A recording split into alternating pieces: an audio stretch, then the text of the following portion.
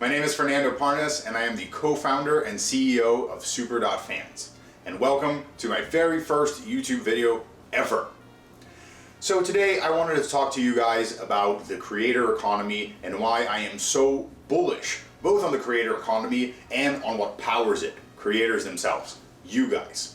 I think that the creator economy is the next disruptive industry and we're just at the very beginning of that.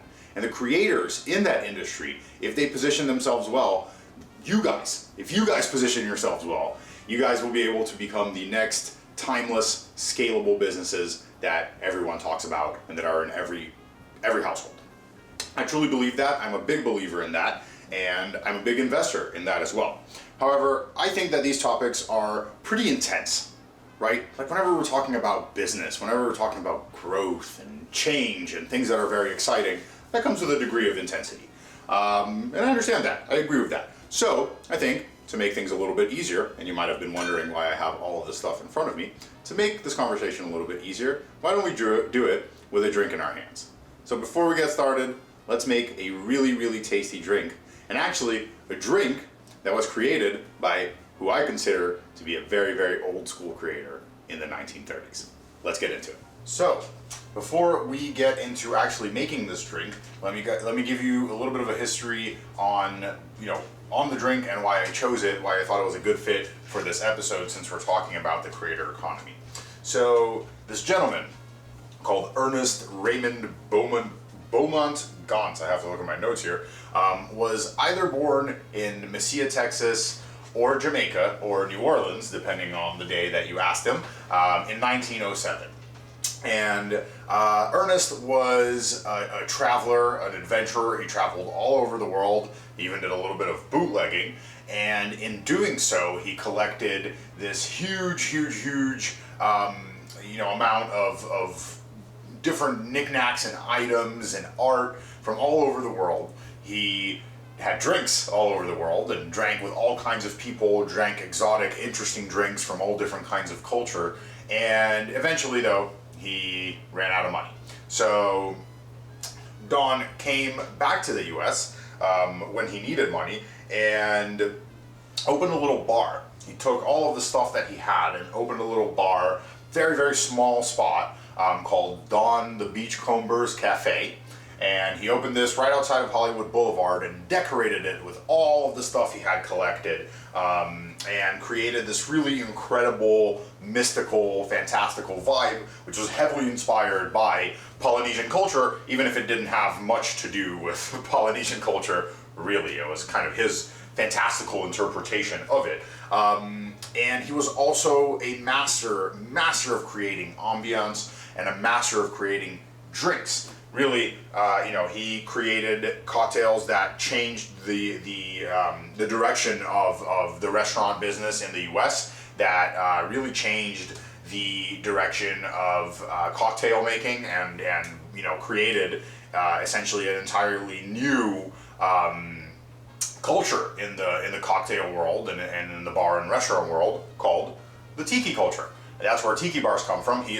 So Ernest, who would later rename himself Donn Beach, to add a little bit to his mystery, was the creator of the tiki bar and of the tiki drink, really, as we call them today. And you probably know a lot of the drinks he created: the Zombie, the Three Dots and a Dash, classics like the Cobra's Fang, really a lot of classic cocktails, some of which are being rediscovered today. A lot of this was lost, in the really in the kind of 70s and 80s, but I actually got to confirm those years. But so Donn was really, Ernest, who changed his name to Donn Beach, was really a creator through and through, right? In the 1930s, he attracted all kinds of people to his bars, and he was really, someone who kind of used the idea of creation and creating new, unique, amazing things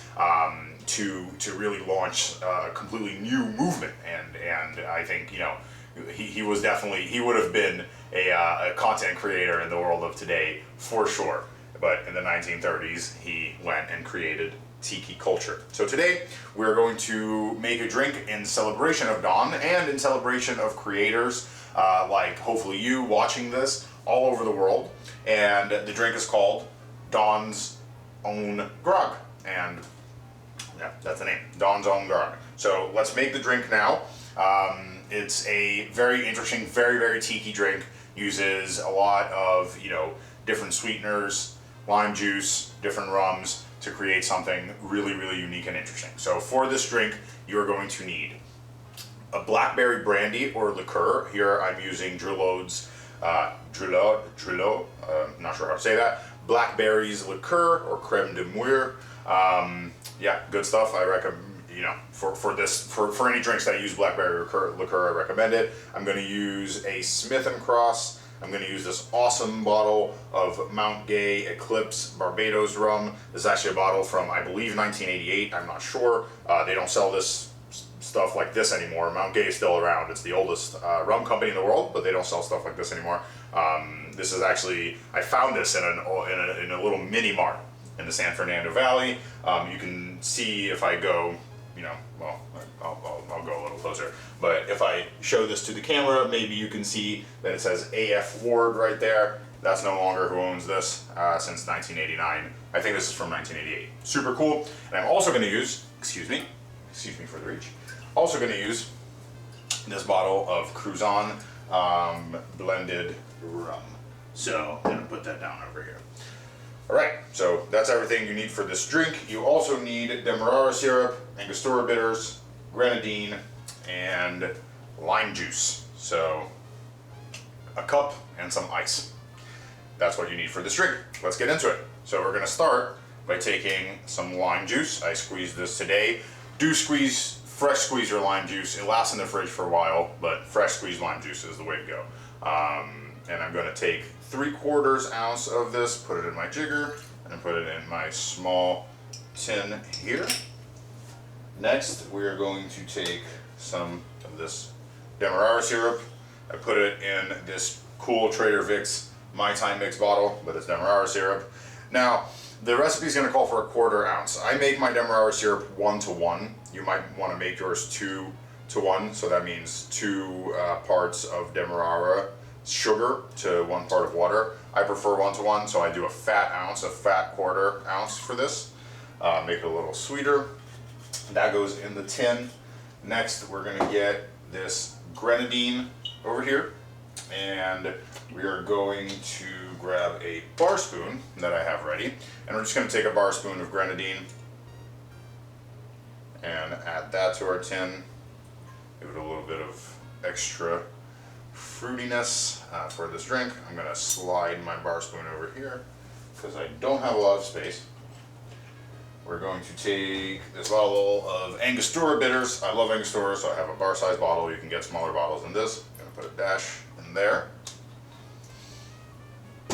And then I'm going to start with the fun stuff. So first I'm going to take this Blackberry Liqueur. I'm going to get a 1/2 ounce of Blackberry Liqueur. Doesn't sound like a lot. It is going to completely show up in this drink. Don't worry about that. Blackberry Liqueur is very strong. Tastes very strong. It's not very strong alcohol, but tastes very strong. Blackberry Liqueur. I'm actually going to put that down. Give us a little bit more space.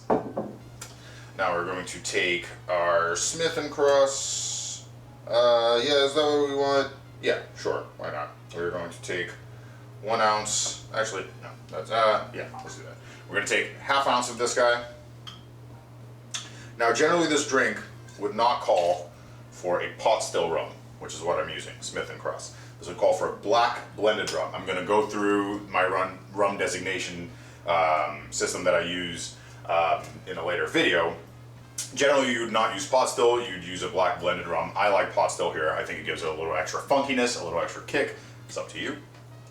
We're going to take another 1/2 ounce of a lightly aged blended rum. I guess this isn't really lightly aged because it's from 1988.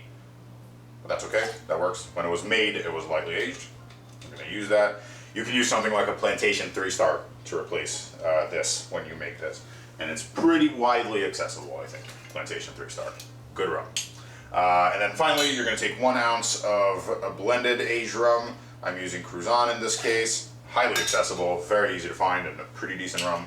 And I'm going to add that to my tin. And now we have everything we need.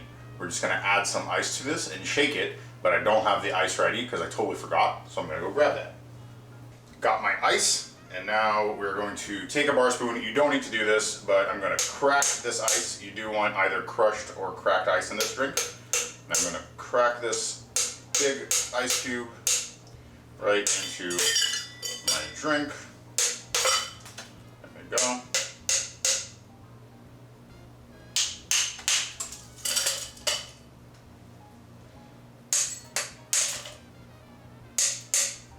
I like doing the ice cracking in this way. I think it makes good pieces, and I think it looks super cool. It's not about the strength, it's about how you hit the ice. You want to hit it just right.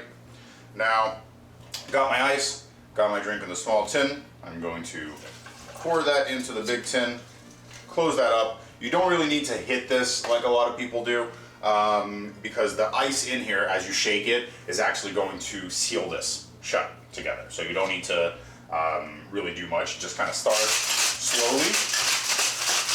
Once you feel that it cooled down, give it a good shake.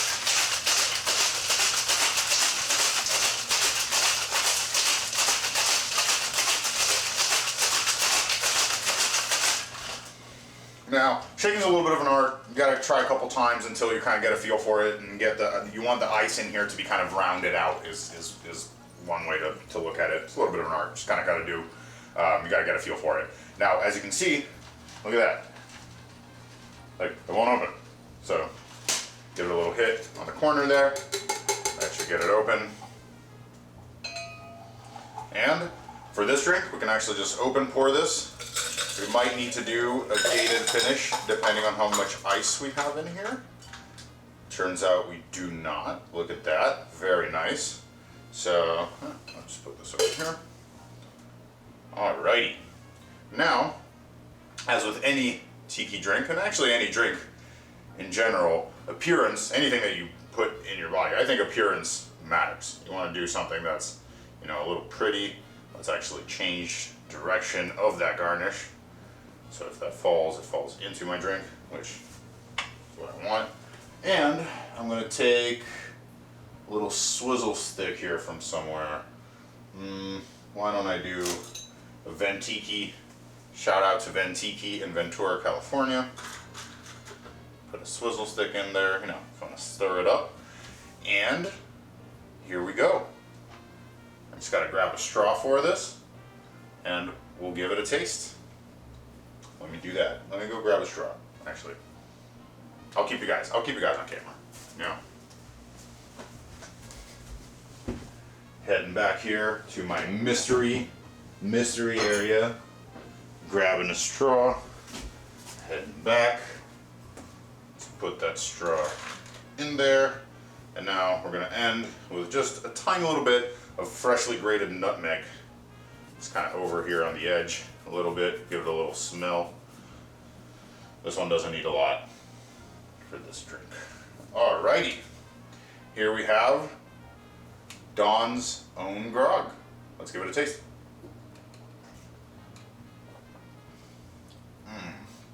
That's excellent. That's so yummy. It's very refreshing. You get a lot of that blackberry right up front. And a lot of the rum flavors that they kind of come in and play around. The blackberry with the rum and the grenadine sort of gives it a little bit of a cherry flavor. In the future I'll do a Singapore Sling. It reminds me even a little bit of that, which is interesting because the Singapore Sling doesn't have any rum in it, I don't think. Off the top of my mind, I'm pretty sure it doesn't.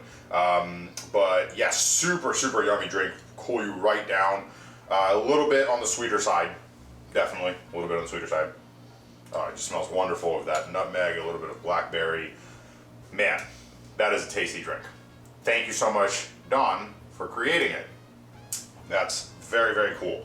So, now that we have our drink in hand, now that we can do a little bit of talking over drinks, let's go to a little bit of a more relaxed environment and talk a little bit about the creator economy. See you guys in a second. All right, so we've got our drink and we are here in the sit down and talk about stuff and have a drink room. This is also the pole dancing room. There's a pole right to my left here that you can't see. And yeah, so let's talk a little bit about what I mentioned in the beginning of the video. Let's talk about the creator economy and why I am so bullish on it and so bullish on creators themselves. First, a quick intro. So what is the creator economy? The creator economy is the industry that is a nascent industry today, or at least it's taking a new form that's being born out of the businesses being created by content creators who create their content usually for free on the internet and massive distribution platforms like YouTube and Instagram and TikTok, and through creating that content usually in very specific niches, they can build massive audience, very powerful audiences that are very loyal and engaged and interested in that particular creator. That creates that's funny. That makes a lot of very interesting makes for a lot of very interesting effects. But the creator economy isn't really new, in my opinion. Who are the original creators? I think it's been around almost as long as people have been around. I think the original creators were the local artisans, the local innkeepers, the local bakers, the local theater troupes and brewers and bartenders that would have a local audience of people who would flock to them and flock around them and create community and really enjoy and get value from their creation. However, back in the day, way back, we didn't really have the technology where these people could be widely accessed. They were only accessed by the folks around them. If you weren't a part of that little small village or community, you probably wouldn't know who these people are. And eventually we wanted to change that, right? We wanted to make these things that these creators made accessible to everyone everywhere. So we commoditized them. We created industry and we made them, we created this concept of scale.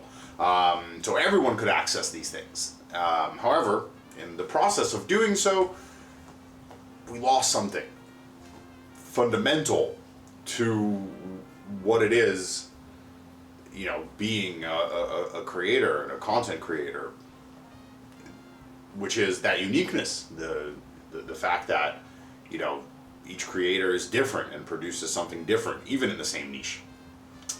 We lost that in this process of commoditizing. But now, with the advent of digital technology and with this wonderful thing called the internet and all of these new massive distribution platforms, we're actually seeing a new iteration of the creator economy where creators can, as individuals or small groups, can build massive businesses, massive engaged audiences, and through that, massive businesses, disruptive businesses. I'm filming this video as part of Eric's YouTube course. Check him out, Eric on YouTube. And he is one of the people, maybe, who reached, I think he was the fastest 1 million subscribers. He reached 1 million subscribers the fastest, or at least one of the fastest.